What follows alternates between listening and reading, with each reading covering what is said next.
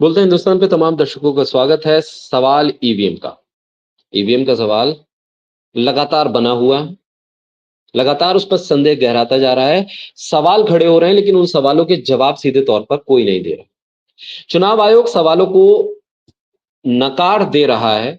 कह रहा है कि सवाल वाजिब नहीं है या इन सवालों का जवाब देने में चुनाव आयोग को कोई दिलचस्पी नहीं। जो जीत रहा है वो इन सवालों से मुंह मोड़ लेता है और हारने वाले पक्ष लगातार इस बात को कहता है कि देखिए, कहीं ना कहीं कुछ तो है जिसको छुपाया जा रहा है या जिसके बारे में बताने की कोशिश नहीं की जा रही। हरियाणा का चुनाव हुआ। तमाम सर्वे, जो लोग जा रहे थे वहां, जो हरियाणा से लौट के आए, एक हवा जिसे कहते हैं, वो बीजेपी के साथ नहीं थी, बीजेपी के खिलाफ थी। बावजूद इसके बीजेपी ने हरियाणा में हैट्रिक लगाई और हैट्रिक के साथ हरियाणा की सत्ता में बीजेपी पहुंच गई।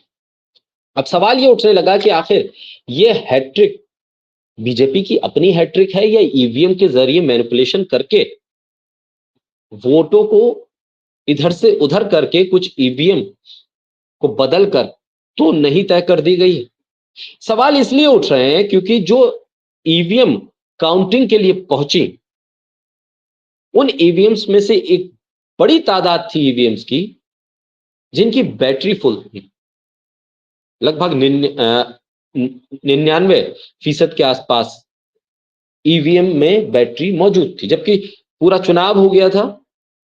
उस पूरे चुनाव के बाद, मतगणना के बाद, मतदान के बाद, मतगणना के लिए स्ट्रांग रूम में ईवीएम रखी हुई थी।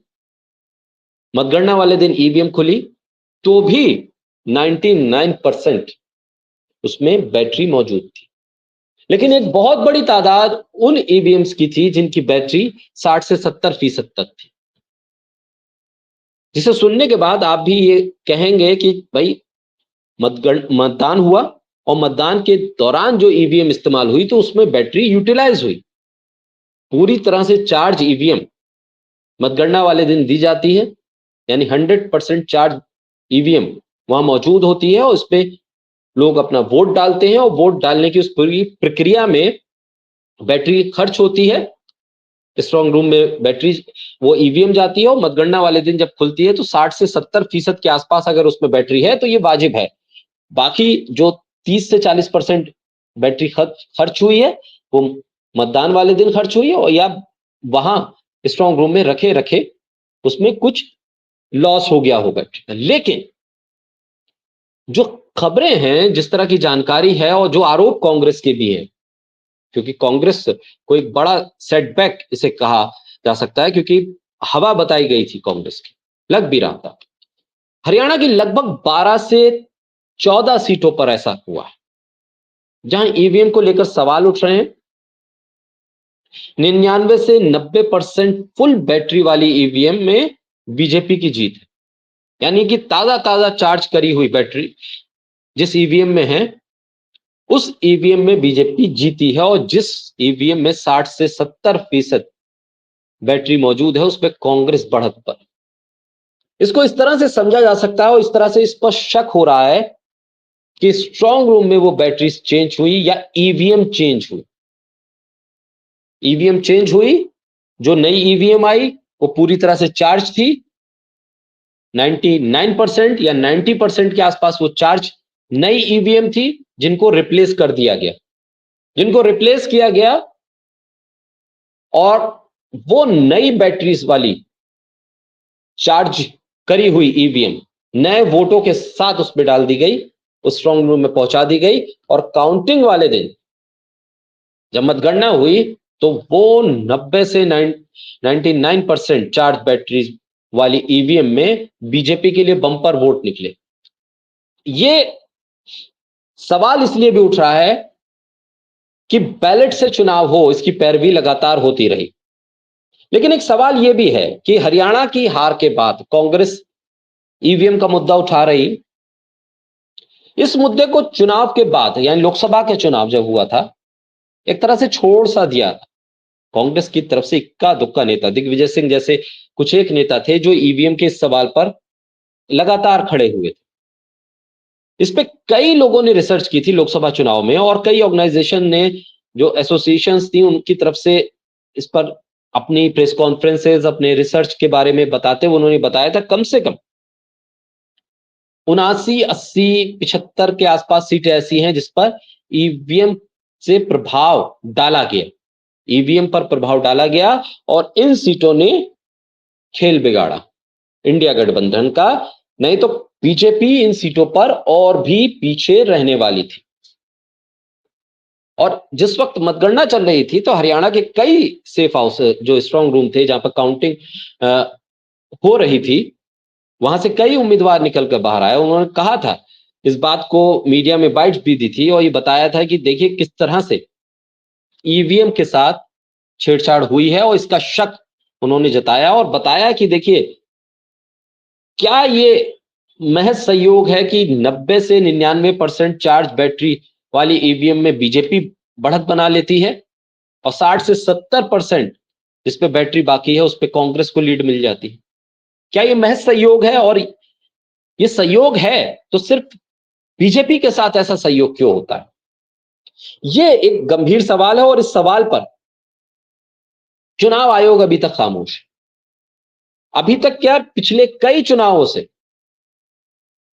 इस पर जब सवाल खड़े किए गए तो मानो चुनाव आयोग इसका जवाब देना ही नहीं चाहता है। कई वरिष्ठ पत्रकार हैं जो इस पर सवाल खड़े कर रहे हैं और पूछ रहे हैं कि क्या ये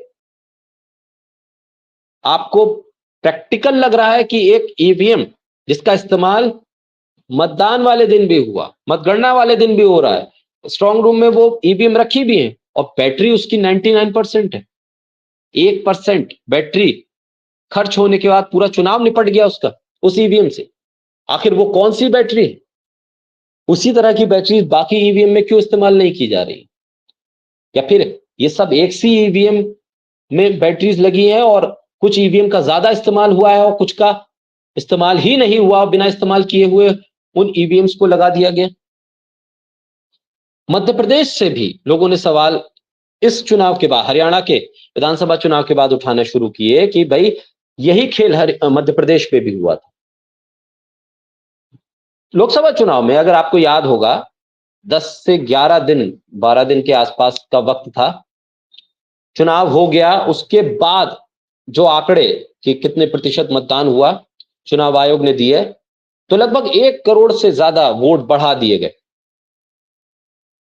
और इसी तरह से हरियाणा में महज 2 दिन के अंदर 7% जो वोट थे, जो वोट कास्ट हुआ, उससे 7% बढ़ाकर 2 दिन के बाद आंकड़ा दे दिया गया कि देखिए ये 7% बढ़ गया है और ज्यादा हो गई। क्या ये मुमकिन है कि हर 3 घंटे 4 घंटे के बाद मतदान का अपडेट देने वाला चुनाव आयोग, उसकी तमाम ऐप, वेबसाइट, टेक्निकल टीम, वो सब फेल हो गई इस बारे में समझने में, ये जानने में कि जो चुनाव आयोग हर 3 घंटे बाद 9 बजे का अपडेट, 11 बजे का अपडेट, 2 बजे का अपडेट देता देते शाम को 6 बजे तक का अपडेट दे देता है, उसको फाइनल अपडेट देने में 2 दिन 3 दिन तक का वक्त लगने लगता है। आखिर ऐसा कैसे मुमकिन है? ये एक बड़ा सवाल है। लगातार अब इस पर सवाल उठने लगे हैं कि ईवीएम का इस्तेमाल किस तरह से हो रहा है, उस पर एक क्लियरिटी आनी चाहिए चुनाव आयोग की तरफ से।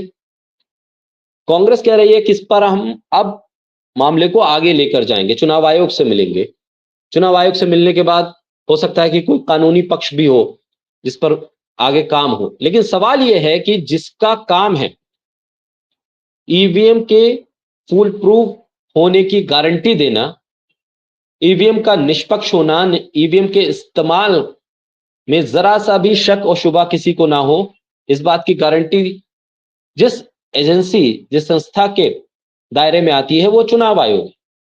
ऐसे में वो चुनाव आयोग खामोश क्यों है, जवाब क्यों नहीं दे रहा है, इस पर क्लियरिटी क्यों नहीं आ रही है कि आखिर वो बताए, एक्सप्लेन करे कि कैसे 1% बैटरी पर एक ईवीएम पूरा मतदान करवा लेती है, मतगणना हो जाती है और 1% बैटरी खर्च होती है उसकी।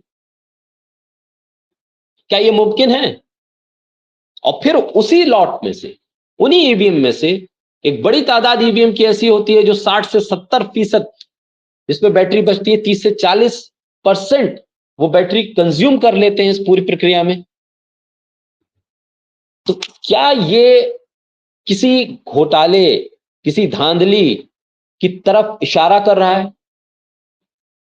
क्या ये जो मतदान है, जो वोट है, उसका डिजिटल हैकिंग हो रही है, कहीं से मैनिपुलेशन हो रहा है? और कई स्ट्रांग रूम से, ऐसी जगह जहां पर ईवीएम रखी हुई है, वहां से लगातार ये भी खबरें आई कि कहीं सीसीटीवी खराब हो गया, कहीं सीसीटीवी बंद हो गया, कुछ लोग, जिन लोगों को ऑथराइज नहीं किया गया, वो स्ट्रांग रूम में जाते हुए दिखाई दिए। आपत्तियां भरपूर हैं, लेकिन उन आपत्तियों को एड्रेस कौन करेगा? करना उसे चुनाव आयोग को। फिर भी चुनाव आयोग अपनी जिम्मेदारी को पूरी तरह से निभा नहीं पा रहा। इलेक्टोरल बॉन्ड के मामले में भी कितनी बार सुप्रीम कोर्ट से फटकार पड़ी, कितनी बार सुनवाई हुई, फिर जाके कुछ कदम आगे बढ़े। ऐसे में मजबूरी है, ईवीएम से जुड़े हुए सवालों से बचना यह जरूरी है। इसे तो चुनाव आयोग को स्पष्ट करना होगा, लेकिन राजनीतिक दल जो लोकतांत्रिक प्रक्रिया के जरिए चुने जाते हैं सत्ता के लिए, जो इसी मतदान, इसी वोटिंग के जरिए सरकार में आते हैं, जीतते हैं या हारते हैं, उनको गंभीरता से भी सोचना होगा कि आखिर वो किस तरह से इस पूरी प्रक्रिया को निष्पक्ष बनाकर रख पाए। और दरअसल सवाल सबसे बड़ा भारत के उन मतदाताओं का है जो इस लोकतंत्र में मुद्दों पर, सवालों पर वोट करते हैं, और अगर उनके वोट के साथ हेराफेरी हो रही है तो ये सबसे बड़ा घोटाला है, ये सबसे बड़ी धांधली।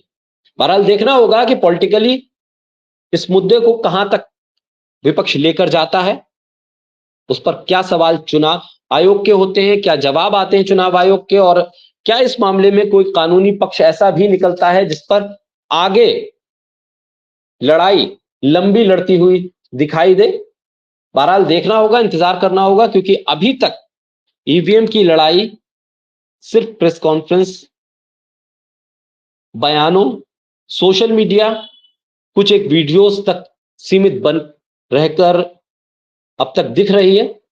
अगर इसे किसी नतीजे तक लेकर जाना है तो इस पर एक गंभीर चर्चा की जरूरत है, और गंभीर दिखते हुए विपक्ष के तमाम राजनीतिक पार्टियों को इस पर एकजुट होकर कुछ कदम उठाने की जरूरत है, क्योंकि सत्ता पक्ष इस बात को मान रहा है और कह रहा है कि भाई कुछ भी गलत नहीं है, ईवीएम सही है। हार जाते हैं तो सवाल करते हैं, जीत जाते हैं तो कोई सवाल नहीं उठता है। बोलता हिंदुस्तान के साथ जुड़े रहिए, हमारे सोशल मीडिया प्लेटफॉर्म को लाइक, सब्सक्राइब और शेयर करते रहिए।